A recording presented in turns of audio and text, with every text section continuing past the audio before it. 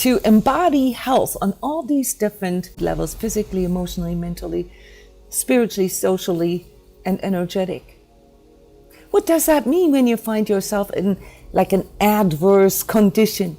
It means you have to respond. You have to make some very, very conscious choices, right? You have to claim your health. You have to say, no, I'm not buying that. There's too much sugar in there. No, I'm not eating that. There's artificial sweeteners in there. No, I don't want that for my kids because there's too many artificial colorants in there. There's too many taste enhancers in there. Too many pesticides, herbicides. You don't even want to let me get started on that. You have to claim this. You have to stand up and say, I'm only buying things that are conducive for my health. And a step further, I only want to engage in situations.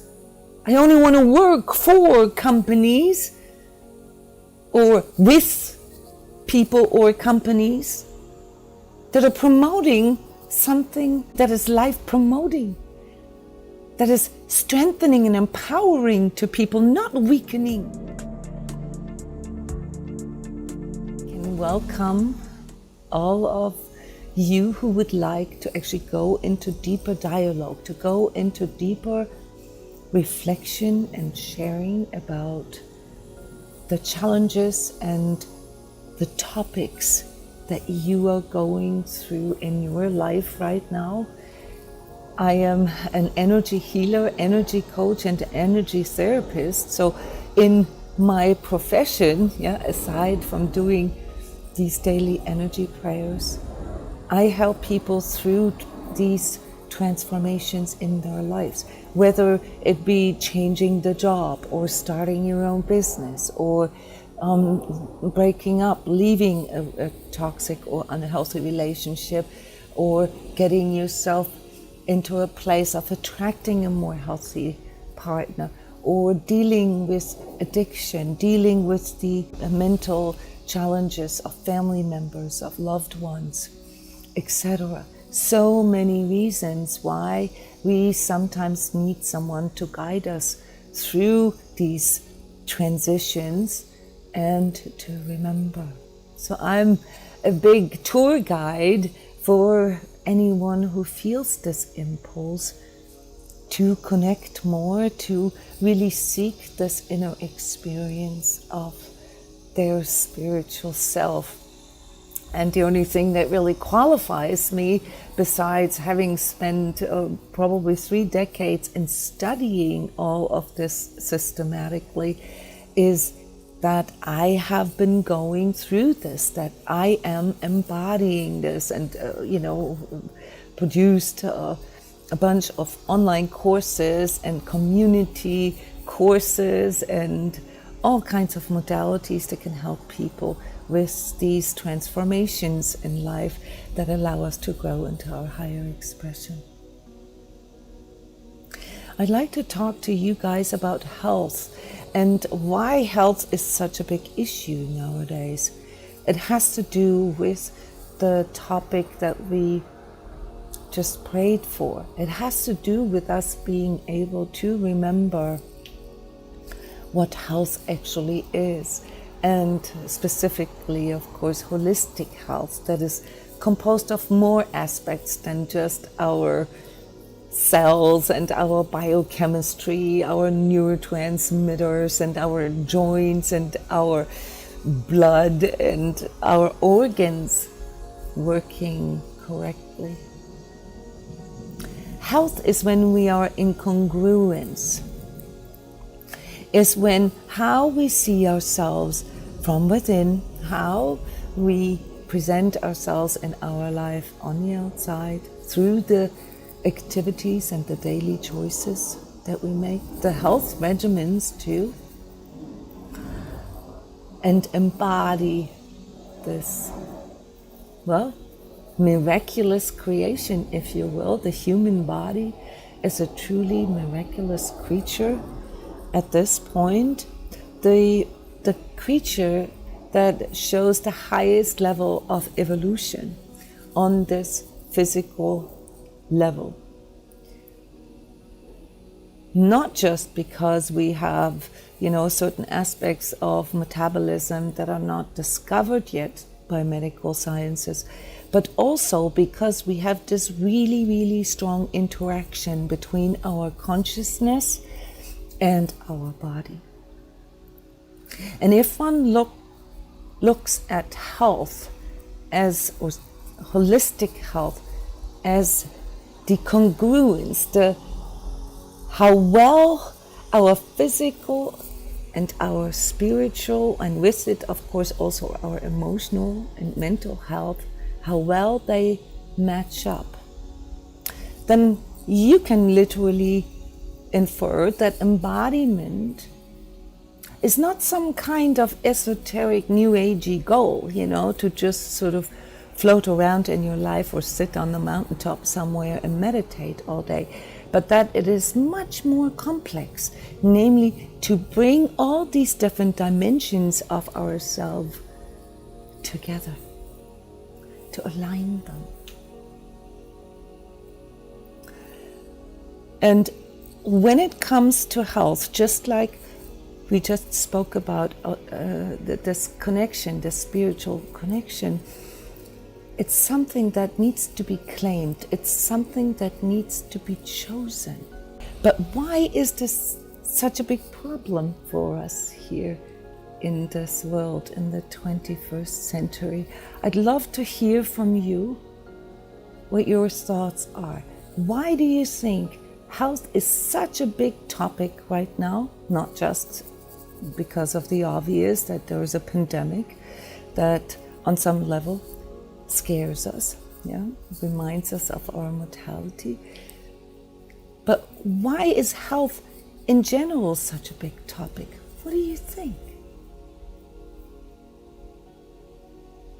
Why is there a multi-billion, I think it's a trillion, actually it's a trillion, more than $1 trillion industry around health?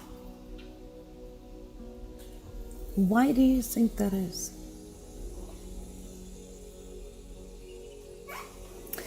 When we look at health from the perspective of internal and external works, we look at, number one, the conditions, the outer conditions, the milieu, is this condition conducive for a disease or conducive for health?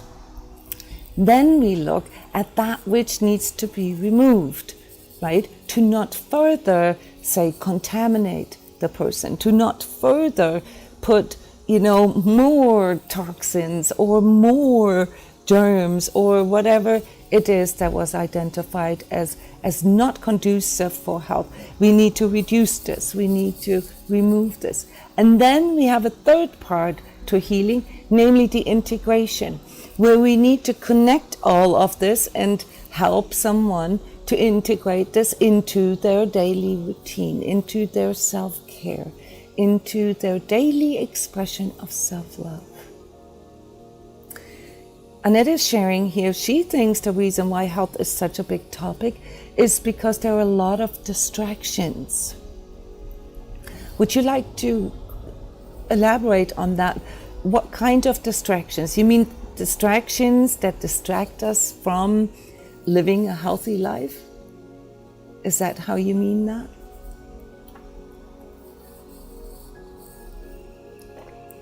Or simply distractions that distract us from even paying attention to health? Is it maybe something that we need to consciously be reminded of?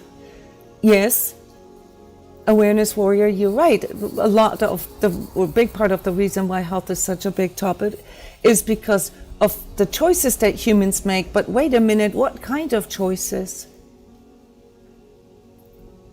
You probably mean unhealthy choices.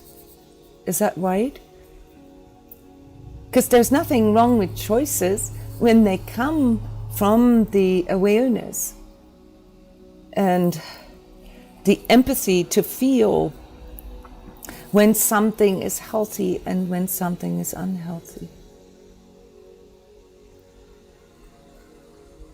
So Annette is elaborating here, yes, it's both. It's the overall distraction, just our focal point being distracted away from health, but also the distraction maybe through temptations, yeah, that can then lead to what, Awareness Warrior says here, leading us to make bad choices, leading us to make unhealthy choices.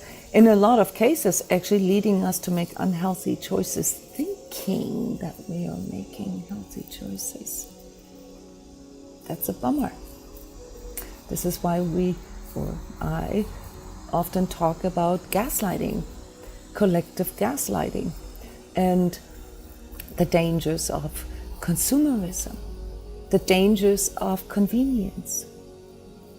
Because there is a lot of things that we're sold to, or have been, or are being sold to us as a healthy and convenient choice. And yet turns out they aren't. What are some of these examples, guys? What are some of these unhealthy choices that you have discovered in your lifetime that were sold to you, like sold in the sense of like propaganda or mindset, as healthy, or as, sort of the state of the art or something like that, that turned out not to be the case? I like what you're saying, Marigold.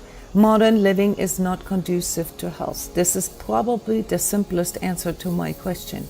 The reason why health is such a big topic is because it appears that life, the world that we find here, that we have to live in, doesn't seem to be conducive to health. We have to fight for health. We have to fight for healthy, clean air or clean water, clean food, clean buildings, if you will, clean relationships.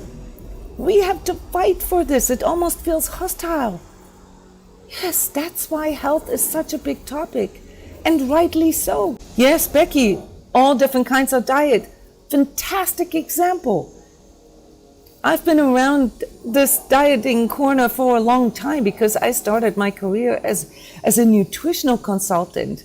And when I held public lectures about MSGs and colorants and artificial sweeteners and sugars as cytotoxins 35 years ago, people thought I had a tinfoil hat on. They thought I was a conspiracy theorist. And you'd think with all the science that we have and all the studies that proves how damaging they are for our health, that this has sunken into mainstream awareness. It hasn't. People still think I'm a conspiracy theorist when pointing out at the toxicity of most of the packaged food. And that's very sad when you wake up to that reality. But why is that also something that can activate a power in you? Because when you have the goal, when you feel this as your life's purpose, to embody health on all these different dimensions of self, as we called it earlier, on all these different levels, physically, emotionally, mentally, spiritually, socially, and energetic. What does that mean when you find yourself in like an adverse condition? It means you have to respond. You have to make some very, very conscious choices, right? You have to claim your health. You have to say, no, I'm not buying that. There's too much sugar in there. No, I'm not eating that. There's artificial sweeteners in there. No, I don't want that for my kids because there's too many artificial colorants in there. There's too many taste enhancers in there. Too many pesticides, herbicides. You don't even want to let me get started on that. You have to claim this. You have to stand up and say, I'm only buying things that are conducive for my health. And a step further, I only want to engage in situations. I only want to work for companies or with people or companies that are promoting something that is based on health, something that is life promoting, that is strengthening and empowering to people, not weakening. Yes, Marigold suggests that one of the ways we could accomplish this was to return to a simpler lifestyle. I agree with you. Lifestyle can be tricky because, flying around the world a couple times a year may be seen as a great privilege and a great sort of progress. Yeah, the world has become a lot smaller through this, and we all enjoy being able to discover and explore other cultures and landscapes. But is it really conducive for our health, for our planet's health? Yeah, we have to weigh this in. We have to call a shot. We have to be responsible. Yes, maybe we have to drop some habits. Maybe we have to drop our favorite chocolate bar because we realize how anti-health it actually is. Maybe we can do just small changes. Maybe we can just make choices that are more awake and aware. This is what we should focus on, in my opinion. We need to become more awake and aware, because when we are not able to report to ourselves, I am conscious right now, I am here right now, that means I'm most likely an autopilot. And when I'm an autopilot, I become susceptible to all these distractions that Annette mentioned earlier. All this overlay, and that overlay is not just through media, not just through other people's energies. It is the whole entire collective energy that is distracting us from health, because it focuses us on one aspect of being human only. And that in and of itself is toxic, to focus us on our physical existence only. In other words, the collective mindset makes us resist and refuse to explore our inner spiritual connection. And you can call this a conspiracy theory. I don't think so, because if you look at anthropology, you can find that even relatively primitive Homo sapiens have expressed the need to connect on a spiritual level. And that is what we've lost here in our civilization. There's different stages of that and how that happened historically.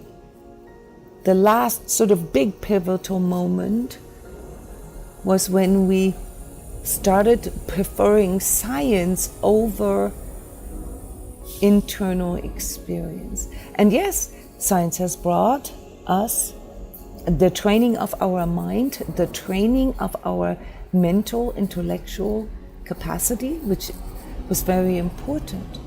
But it did it in a way that it excluded subjectivity entirely. And here we have now a situation that we could call like a scientism worshipping society that focuses on numbers only, on the material expression only. And if you're asking me, that is what we need to be healed from. That is what the world needs to be healed from, and that is also the purpose of us being here right now. And if you can feel the words that I am saying, you can also see the connection to this corona crisis that we are experiencing and what a possible purpose of that could be. Aside from all conspiracy theories, what if this is needed to finally wake us up, to finally make us follow, and give us the courage to follow this spiritual impulse that we all have, that we all need to be healthy and to work into our higher expression, to embody that.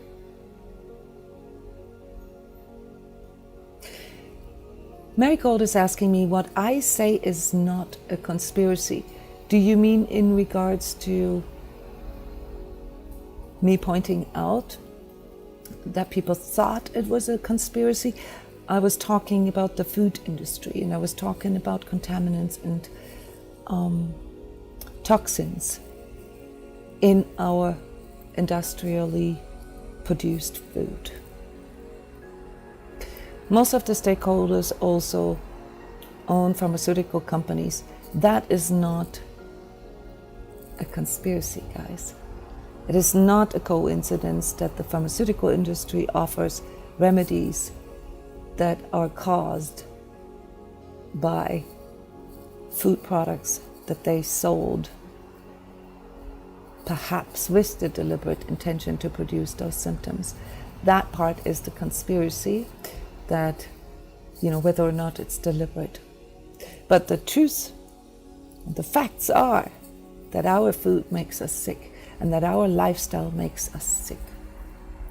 And that unless we recover and respond to that awareness that we all feel when we are actually conscious in the moment, that we have to take care of our bodies, that we have to nurture our bodies, that we need to focus on more life embracing, nurturing, and life promoting activities, foods, environments, people, companies. I strongly suggest that you guys all start keeping a list somewhere on your fridge or whatever of companies or products or healthcare practitioners, influencers maybe, who feel really integrous to you in this time where it's really hard to speak up, where there's a lot of censoring and discrediting and shunning and social guilt tripping going on. These people, these companies, these places that are emerging right now, guys, those are people, places, institutions that you can look to in the future. No, that's correct, Marigold. True science doesn't censor information. Yeah. But most people are not aware what true science is, and they have not really been trained in that. And as an ex-scientist, I can tell you that scientism, the blind faith and blind trust in numbers, the worship of science, that is not what science is. Yeah, natural medicine is often blocked by big pharma. That's what Marigold says. Yes and no, actually it isn't. And this is what leads back to us. It is not blocked by it. It is that we are being bombarded with solutions that just happen to feel so much more convenient that we might not be interested in those natural medicine alternatives. I mean, one of the most effective natural medicines is meditation, breathwork, prayer. Most people, and actually every study that was ever done on meditation, shows that it's good for your health. Not a single study out there that says the opposite. It's completely agreed upon. And how many people are actually doing it? Natural remedies, guys, are work. And most people are not willing to do this work. They have been programmed with wanting the shortcut, wanting the quick fix, not wanting to deal with consequences. So it is up to us to decide what remedies we are applying. And this is here within this self-healing community, the premise really, that we are looking for ways to self-heal, things that can strengthen our own miraculous self-healing power, that can tune us into what is life embracing and what allows us to go into higher expression, regardless of what our circumstances are. And if we have to have the courage and the clarity to walk out of situations that are clearly life-degrading or even toxic. And this includes work situations, relationships, sometimes also whole entire family constellations, ways of making money, ways of treating our body, addictions, health regimens, diets, and so forth. It is up to us, guys, to claim our health, because we are living in an unhealthy environment. And I love the train of thoughts that you bring in here, Awareness Warrior, by returning to more natural lifestyles, by going into more harmony with, say, seasons and your geographical location. Right? Did you know that every landscape brings forth the corresponding plant medicine for the most common diseases in this area? Yeah. In other words, the weeds that you have in your natural sort of climate zone, geographical area, the honey that comes from your honeybees, yeah, in your area, the fruits and vegetables that grow in your area, they are already aligned to all the health challenges in your area. Did you know that? So yes, it's a non-brainer for an energy healer to say, go with the seasons, go with local. Of course, go with organic. Why would you not want to go with organic? It's sad that we have to call things organic when we actually mean the way nature did them. It's sad that we have to contemplate about something like vaccines that do a permanent change to our divine creation here, yeah, and being called somebody who is hostile because we choose to stay. I mean, whether or not you choose to, I don't want to go deeper into this topic. I've just recorded a whole workshop about this in 6.5 hours on my YouTube channel if you want. But for me to choose to wanting to be an organic human, the way God created me, all right? How can this be a hostile notion? How can this be against life? Yeah. So these are some of the deeper thoughts here that I wanted to share with you and that you wanted to share with all of us. Yeah, consciousness work is work, guys. It's not enough to just have these lofty, fantastical goals and then beat ourselves up in the process because we don't seem to find a way. We forget that it all starts within. It isn't about comparison. It isn't about competition. Our spiritual journey is not comparable with anybody else's journey, because where you're from, your spiritual home, your solar home, okay, yeah, has your personal purpose. Every soul has its own soul purpose, and the closer we can get to that, the more fulfillment we will feel in our lives. And so we naturally gravitate to that which fulfills us on this deep soul purpose level. Without a soul purpose, you will feel directionless, life will feel meaningless, and you will have no hope, and you will have no trust in yourself or any higher power. So let's move into our meditation part here of this energy talk. On your screen, you'll see the handout for step 8 of the Sacred Self-Healing course, which is an online course that comes with daily meditations and a workbook and exercises and all this. And you can see here that the distinction between the different layers or different dimensions of self, right, as I called it earlier on, and how we perceive ourselves and how we can embody health through different conscious steps. See this here divided into 4 groups: body, mind, spirit, and energy. That's just a bit more simplified. And you'll see self-care and the awareness of the role of your body on your spiritual journey.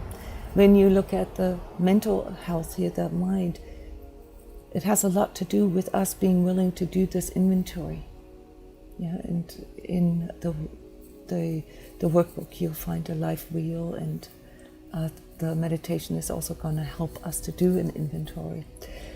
Spiritually, it means that we need to affirm our health. We need to really choose it, yeah, and learn to trust in that inner compass. Learn to interpret, to really work with these signals that are coming from our body. Yeah, you guys are all aware of this, how our body expresses things to us.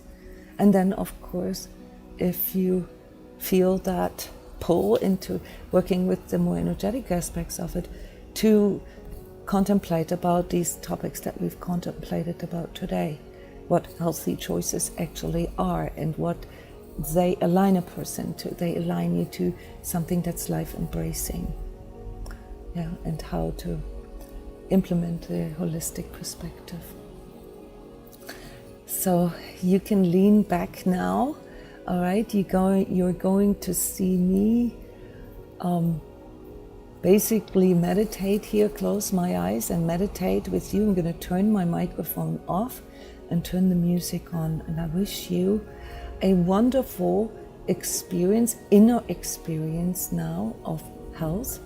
And then we have just a few minutes afterwards to share. Yeah, this energy meditation went really deep for me, lots of visuals. It's supposed to help you with calibrating your own inner feeling for what's healthy and what isn't, for what is life promoting, for what is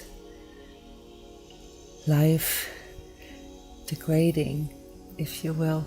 And this is a very, very conscious a process that we have to engage in. We have to develop a feeling from within that informs us if something is true to us or if something is unhealthy to us. I actually noticed that through the energy prayer, the alignment for the meditation is much deeper right off the bat. So for me personally, this energy meditation went really, really deep. So I'm letting you guys go. Thank you for your attention. Feel free to share the videos of this, my YouTube channel. Don't forget to subscribe. If you push the bell button, it actually sends you an email when the live starts. Yeah. Feeling compassion and healing. This is what we need to remember. I love you guys. I see you again tomorrow morning, 11:30 a.m. Florida time, here to do the energy prayer. And then on Fridays we have the life energy update following the energy prayer. Wishing you a wonderful day. Bye-bye.